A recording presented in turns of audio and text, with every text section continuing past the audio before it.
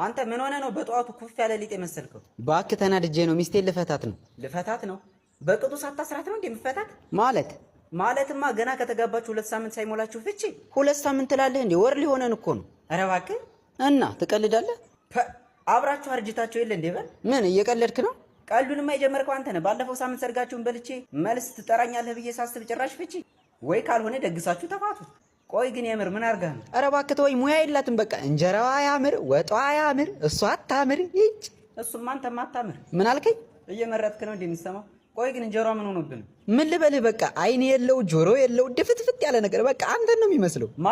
ማለት እንትን የእሷ ችግር ይሁን የጤፉ ችግር ይሁን ምንም አልገባኝም። እንጀራ እንደዚህ ሊያስጠላ እንደሚችል ራሱ አላውቅም ነበር። ታዲያ ለምን ጤፉን ራስህ ገዝተህ አስፈጭተህ አትሰጣትም? የት አስፈጨዋለሁ? እኛ ሰፈር ያሉ ወፍጮ ቤቶች በኮሪደር ልማት ምክንያት እንዳለ ፈርሰው በእነሱ ምትክ ዘንባባ ተተክሎ የለ እንዴ?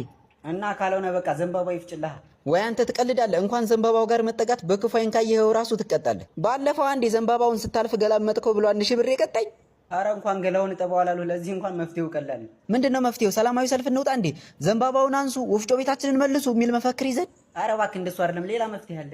ለምን ዲባያ የጤፍ ዱቄት አትገዛም? ምን እሱ አሪፍ ነው እና በጣም አሪፍ ነው። አንደኛ ደረጃ ስፔሻል ነጭ ጤፍ እና ሁለተኛ ደረጃ ነጭ ጤፍ እንዲሁም ልዩ የሆነ ቀይ ጤፍ በ50 በ25 እና በ10 ኪሎ በጥራትና በንጽህና አዘጋጅተው ዴሊቨሪ አገልግሎትም ስላላቸው ቤት ድረስ ያመጡልሃል። ያውም ከሙሉ ዋስትና ጋር። ወፍጮ ቤት ለወፍጮ ቤት መንከራተት ቀረ ብራዘር። በተጨማሪም ለሱፐር ማርኬቶች፣ ለኤክስፖርተሮች እና የወኪል አከፋፋይ መሆን ለሚፈልጉ በተለየ ሁኔታ ያስተናግዷቸው። በጣም አሪፍ ነው። በቃ ስልካቸውን ትሰጠኝና እደውልላቸዋለሁ። እኔ የምልህ ግን ደግሞ ምን ቀረ?